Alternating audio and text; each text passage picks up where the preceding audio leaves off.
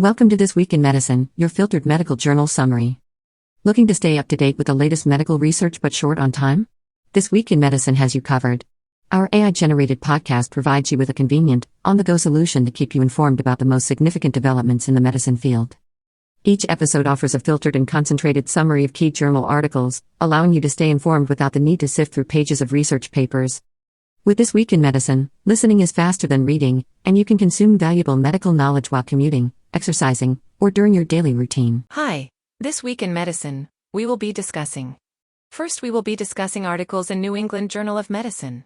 Overall survival with Pembrolizumab in early-stage triple-negative breast cancer. Background. In patients with early-stage triple-negative breast cancer, the Phase 3 Keynote 522 trial showed significant improvements in pathological complete response and event-free survival, with the addition of Pembrolizumab to platinum-containing chemotherapy. Here we report the final results for overall survival by methods. We randomly assigned, in a 2-to-1 ratio, patients with previously untreated stage 2 or 3 triple-negative breast cancer to receive neoadjuvant therapy with 4 cycles of Pembrolizumab, at a dose of 200 mg, or placebo every 3 weeks plus paclitaxel and carboplatin, followed by 4 cycles of Pembrolizumab or placebo plus doxorubicin cyclophosphamide, or epirubicin cyclophosphamide. After definitive surgery, patients received adjuvant Pembrolizumab, Pembrolizumab chemotherapy group, or placebo chemotherapy group, every 3 weeks for up to 9 cycles. The primary endpoints were pathological complete response and event-free survival. Overall survival was a secondary endpoint. Results. Of the 1,174 patients who underwent randomization, 784 were assigned to the Pembrolizumab chemotherapy group, and 390 to the placebo chemotherapy group. At the data cutoff date, March 22, 2024, the median follow-up was 75.1 months, range 65.9 to 84.0. The estimated overall survival at 60 months was 86.6%. 95% confidence interval, C, 84.0 to 88.8, in the Pembrolizumab chemotherapy group, as compared with 81.7%, 95% C, 77.5 to 85.2, in the placebo chemotherapy group, P equals 0.002. Adverse events were consistent with the established safety profiles of Pembrolizumab and chemotherapy. Conclusions. Neoadjuvant Pembrolizumab plus chemotherapy followed by adjuvant Pembrolizumab resulted in a significant improvement, as compared with neoadjuvant chemotherapy alone, in overall survival among patients with early-stage triple-negative breast cancer.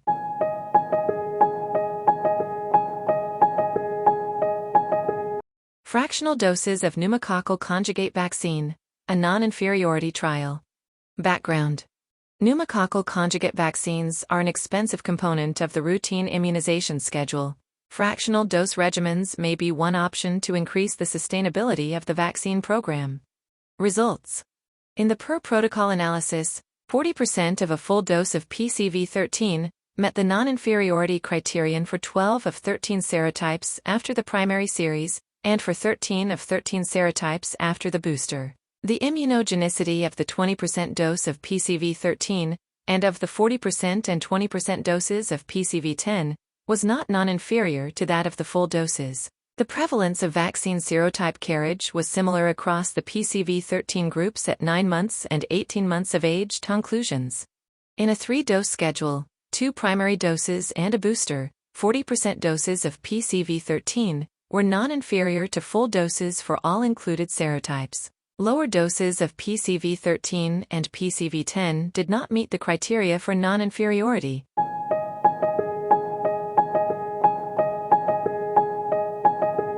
Nivolumab plus Ipilimumab in Microsatellite-Instability high metastatic colorectal cancer. Background.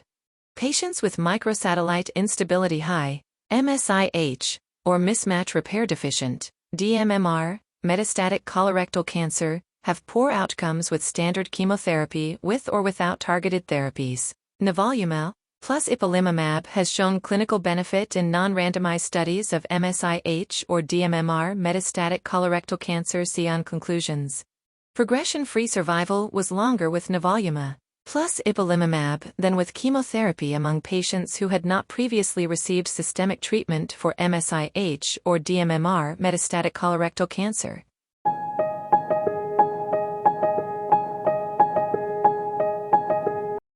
Next, we will be discussing articles from Journal of American Medical Association. Association of severe maternal morbidity with subsequent birth. Question: what is the association of severe maternal morbidity, SMM, during a first birth with the probability of having a subsequent birth? Findings: in this nationwide population cohort study in Sweden, women with any SMM had a significantly lower incidence rate of subsequent birth compared with those without SMM in their first delivery, 136.6 versus 182.4 per 1,000 person-years. The associations were not influenced by familial confounding as indicated by sibling analyses, meaning women who experience SMM in their first birth are less likely to have a subsequent birth. Adequate reproductive counseling and enhancing antenatal care are crucial for these women. Next article: Intravenous lidocaine for gut function recovery in colonic surgery. A randomized clinical trial. Question: does perioperative administration of 2% intravenous 4 lidocaine affect postoperative return of gut function in adult patients undergoing elective minimally invasive colonic surgery? Findings in this randomized clinical trial that included 557 adults. Perioperative 2% 4 lidocaine bolus plus infusion for 6 or 12 hours did not significantly improve return of gut function at 72 hours after operation. 57.3% with 4 lidocaine versus 59.0% with placebo, meaning among adults undergoing elective minimally invasive colonic surgery, perioperative administration of 2% 4 lidocaine did not improve return of gut function. Next article: Transcatheter edge-to-edge repair for severe isolated tricuspid regurgitation. The Tri.Fr randomized clinical trial.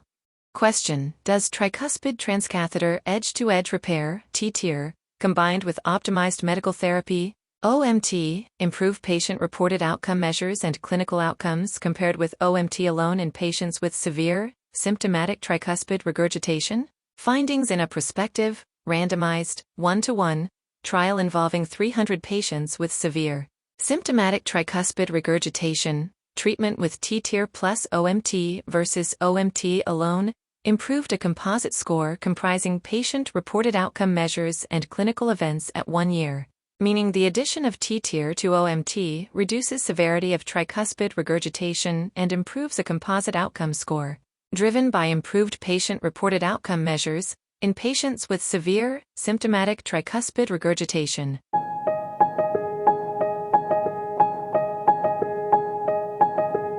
Next, we will be discussing articles from Annals of Internal Medicine.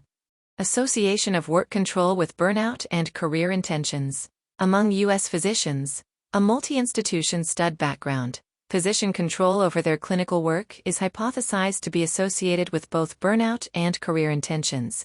Results. Among respondents, 61.4%, 1,318 of 2,144, reported adequate control over patient load, 60.6%, 1,301 of 2,144, adequate control over membership of their clinical team, and 61.3%, 1,434 of 2,339, adequate control over workload. Adequate control over hiring of staff and clinical schedule were reported by 49.0%, 772 of 1,574, and 74.6%, 1,175 of 1,574, respectively. Most respondents, 58.3%, 692 of 1,186, reported that they had sufficient authority/autonomy over that for which they are accountable. On multivariable analyses adjusting for personal and professional characteristics, poor control over patient load, team composition, clinical schedule, domains for which the physician is accountable, and workload were independently associated with burnout. Poor control over patient load and workload were each independently associated with ITR conclusion. In this large cross-sectional study, poor control over specific aspects of work was associated with burnout and intentions to reduce clinical effort or leave one's organization. Efforts to reduce burnout and improve retention should consider how to provide physician control over appropriate aspects of their clinical work environment.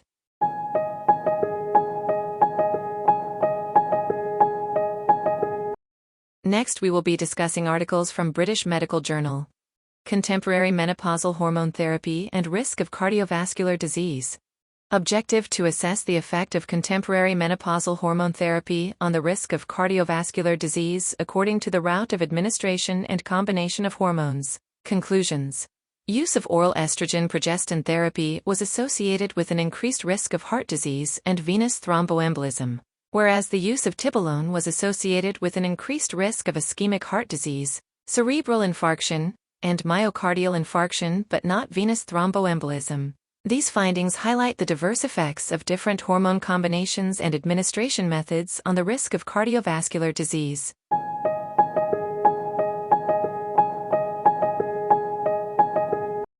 Next, we will be discussing articles from Lancet.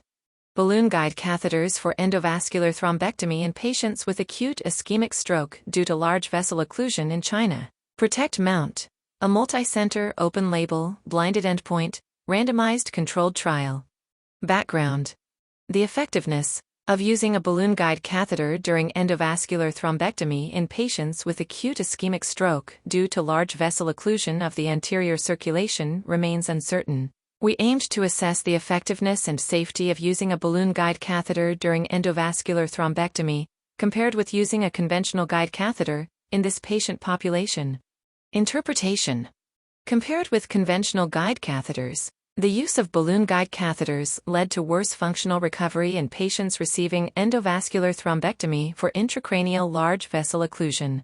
Future studies are needed to confirm these results.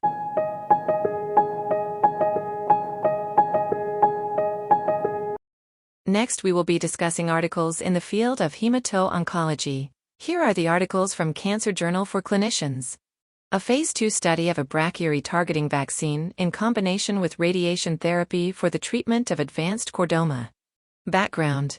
This was a single-arm, Phase 2 clinical trial of Bavarian Nordic, BN, brachyury vaccine plus radiotherapy, RT, designed to determine the objective response rate, ORR, progression-free survival, PFS, and safety of the combination in chordoma. Conclusions. This trial confirms the safety of BN brachyury and RT, although the study did not meet the predefined study goal of 4 responses in 29 patients. We did observe 2 PRs and a PFS of greater than 2 years. For a vaccine-based study in chordoma, an ultra-rare disease where response rates are low, a randomized study or novel trial designs may be required to confirm activity.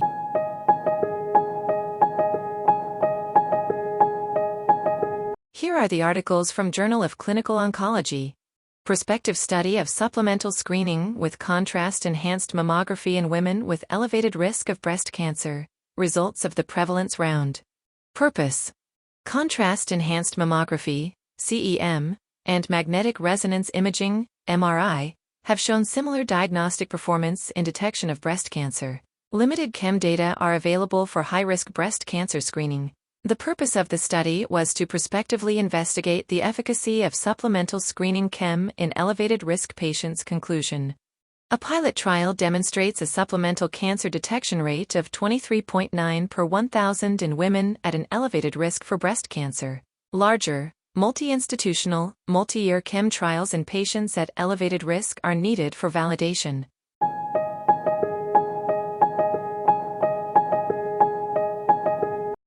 Here are the articles from Journal of Hepatology. Efficacy, Tolerability and Pharmacokinetics of Survodutide, a glucagon/glucagon-like peptide-1 receptor dual agonist, in cirrhosis.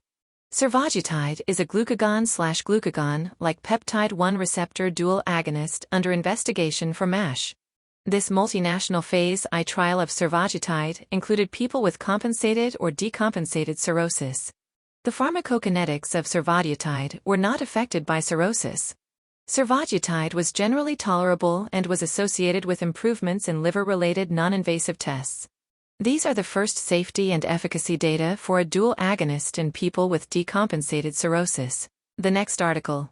Glutaryl-CoA dehydrogenase suppresses tumor progression and shapes an anti-tumor microenvironment in hepatocellular carcinoma. Proteomics data and clinical validation link GCDH to HCC suppression. GCDH depletion promotes HCC initiation, development, and metastasis. GCDH suppresses PPP and glycolysis via crotonylation of PGD, TKT, and ALDOC, which further induces cell senescence. GCDH-driven HCC senescence shapes an anti-tumor microenvironment.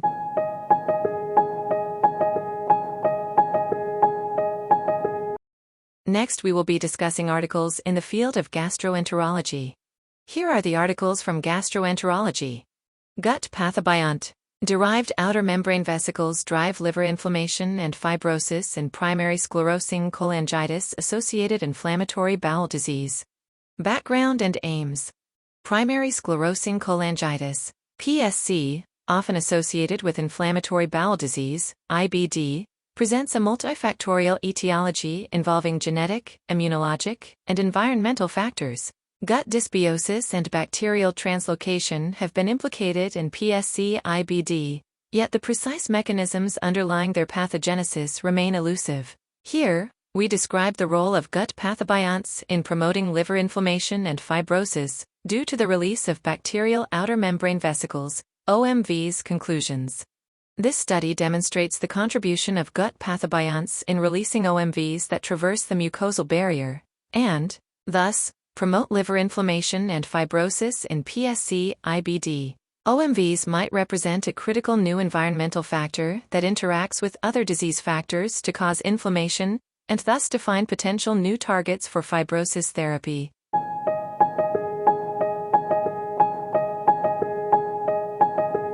Here are the articles from Clinical Gastroenterology. Updated reference intervals for alanine aminotransferase in a metabolically and histologically normal population. Background and aims. This study aims to re-evaluate upper reference limit, URL, for alanine aminotransferase, ALT, by considering the changing epidemiology of major liver diseases. We employed histological and metabolic parameters in Asian living liver donors. Abstract. Background and aims. This study aims to re-evaluate upper reference limit, URL, for alanine aminotransferase, ALT, by considering the changing epidemiology of major liver diseases. We employed histological and metabolic parameters in Asian living liver donors. Conclusions. Our study provided the newly established reference intervals for ALT levels in a metabolically and histologically verified Asian population. The proposed URL for ALT are 34 UL and 22 UL for males and females respectively.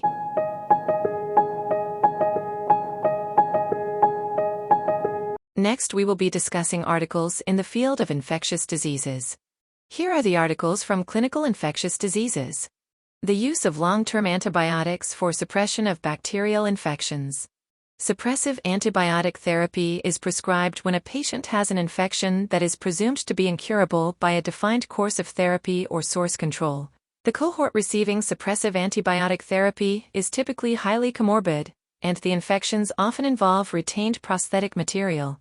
In part due to a lack of clear guidelines regarding the use of suppressive antibiotics, and in part due to the complex nature of the infections in question, patients are often prescribed suppressive antibiotics for extremely long, if not indefinite, courses. The risks of prolonged antibiotic exposure in this context are not fully characterized, but they include adverse drug effects ranging from mild to severe, the development of antibiotic-resistant organisms, and perturbations of the gastrointestinal microbiome. In this narrative review, we present the available evidence for the use of suppressive antibiotic therapy in 4 common indications. Examine the gaps in the current literature, and explore the known and potential risks of this therapy. We also make suggestions for improving the quality of evidence in future studies, particularly by highlighting the need for a standardized term to describe the use of long courses of antibiotics to suppress hard-to-treat infections.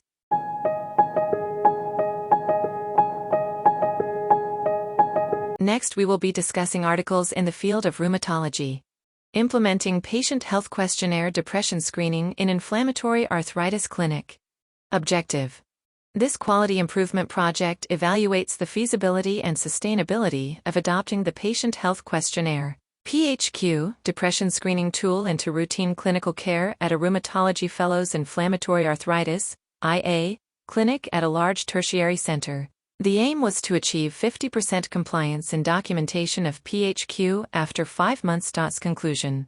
Sustained adoption of the PHQ was difficult to achieve. Additional support at the health systems level that prioritizes depression screening may need to take place. Additional research demonstrating improved IA outcomes in screened patients may also be helpful to gain more buy-in from providers.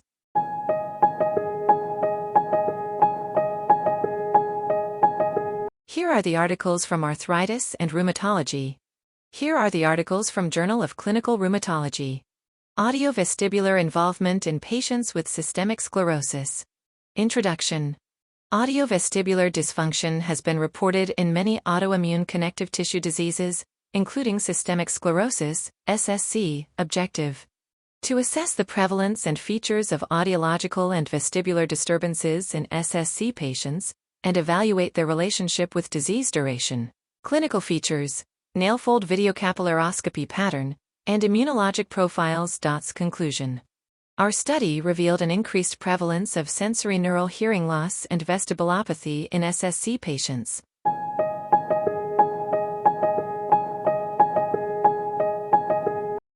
Next, we will be discussing articles in the field of cardiology. Here are the articles from Circulation. ERB3 governs endothelial dysfunction in hypoxia-induced pulmonary hypertension. Background. Pulmonary hypertension, characterized by vascular remodeling, currently lacks curative therapeutic options. The dysfunction of pulmonary artery endothelial cells plays a pivotal role in the initiation and progression of pulmonary hypertension, PH. ERB3, human epidermal growth factor receptor 3, also recognized as HER3, is a member of the ERB family of receptor tyrosine kinases. See inclusions. Our study reveals, for the first time, that ERB3 serves as a novel biomarker and a promising target for the treatment of PH.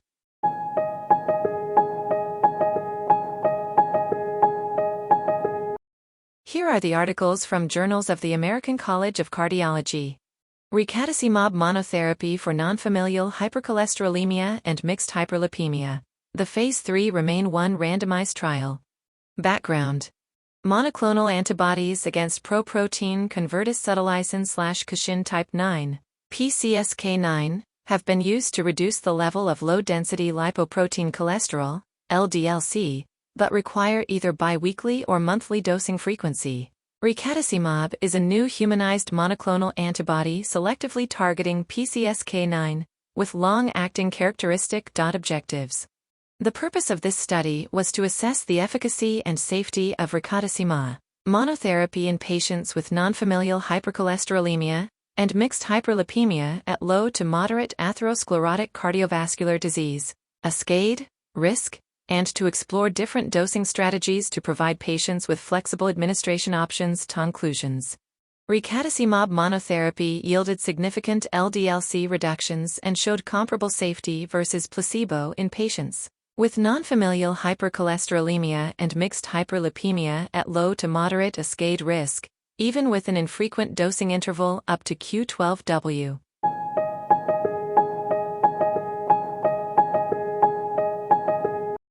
From JAMA Cardiology. Routine protamine administration for bleeding in transcatheter aortic valve implantation.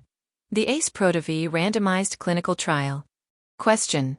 Does routine protamine administration at the conclusion of transfemoral transcatheter aortic valve implantation, TAVI, enhance successful hemostasis? Findings in the ACE-ProTV randomized clinical trial, which included 410 patients at 3 Australian hospitals. Patients receiving routine protamine after TAVI had a higher rate of successful hemostasis and a lower risk of vascular complications versus placebo, meaning routine use of protamine improved hemostasis after TAVI.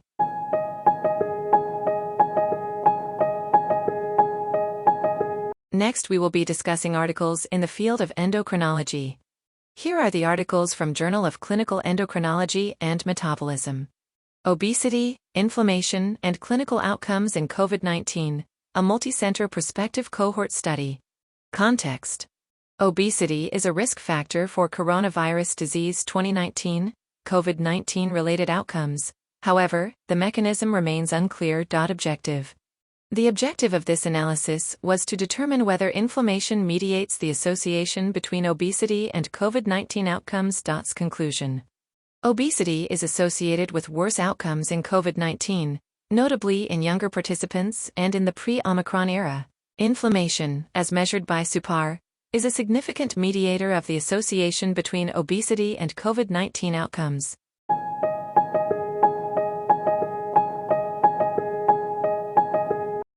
Here are the articles from Diabetes Care. Choline metabolites and 15-year risk of incident diabetes in a prospective cohort of adults. Coronary artery risk development in young adults. Cardia study. Objective: the potential for choline metabolism to influence the development of diabetes has received increased attention. Previous studies on circulating choline metabolites and incident diabetes have been conducted in samples of older adults, often with a high prevalence of risk factors, tensions. Our findings are consistent with other published literature supporting a role for choline metabolism in diabetes. Our study extends the current literature by analyzing a racially diverse population-based cohort of early middle-aged individuals, in whom preventive activities may be most relevant.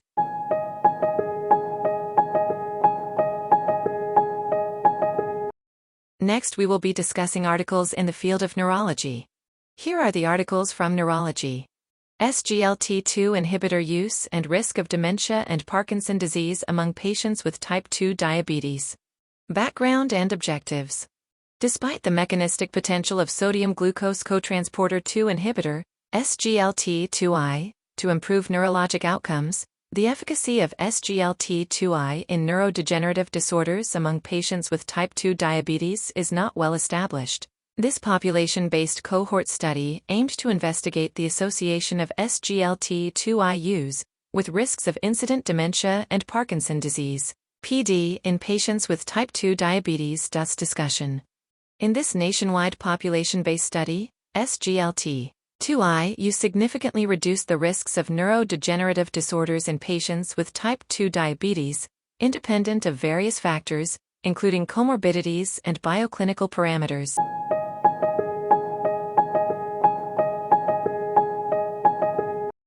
Next, we will be discussing articles in the field of pulmonary and critical care.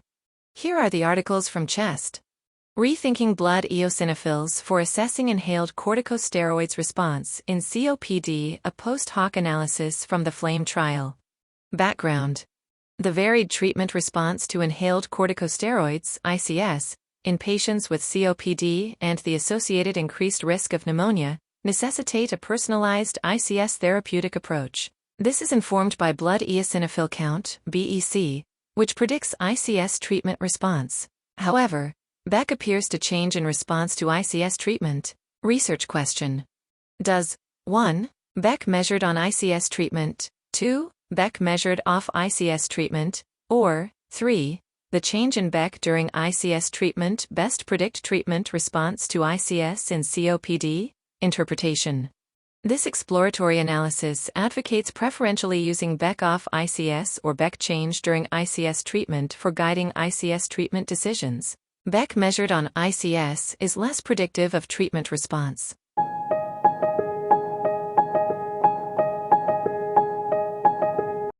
Here are the articles from the American Journal of Respiratory and Critical Care Medicine. Preacanal arterial dilation mediates outcomes of quantitative interstitial abnormalities in the COP gene study.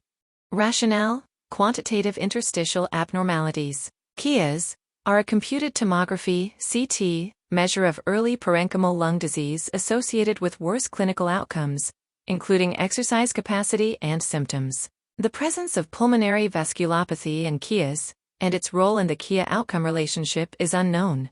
Objectives: to quantify radiographic pulmonary vasculopathy in QIAs, and determine whether this vasculopathy mediates the QIA outcome relationship. Conclusions: parenchymal QIAs deleteriously impact outcomes primarily through pulmonary vasculopathy. Preacanal arterial dilation may be a novel marker of pulmonary vasculopathy in QIAs.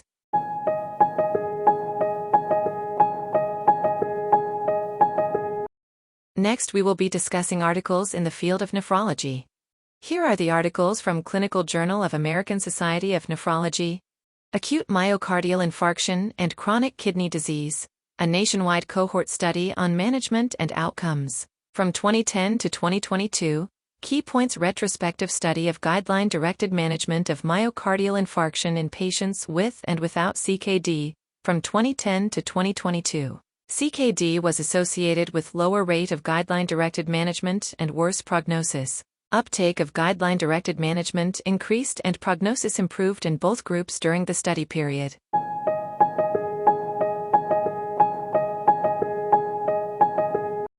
Here are the articles from Kidney International Reports. Randomized trial of patiromer on efficacy to reduce episodic hyperkalemia in patients with ESKD treated with hemodialysis. Introduction. Individuals with end-stage kidney disease, ESKD, maintained on hemodialysis, HD, carry a high risk of cardiac arrhythmias. This risk is heightened by episodic hyperkalemia. The purpose of the study was to investigate whether patiromer administered daily reduced episodes of hyperkalemia in those with ESKD who receive HD, and to explore whether prescription of patiromer reduced the number of significant arrhythmia events. Conclusion. Patiromer administered daily reduced the frequency of hyperkalemia in study participants with ESKD who receive thrice weekly HD. Larger studies are needed to determine whether patiromer reduces significant cardiac events. Thank you for listening to This Week in Medicine, your filtered medical journal summary. Have a great week ahead, stay blessed and be humane.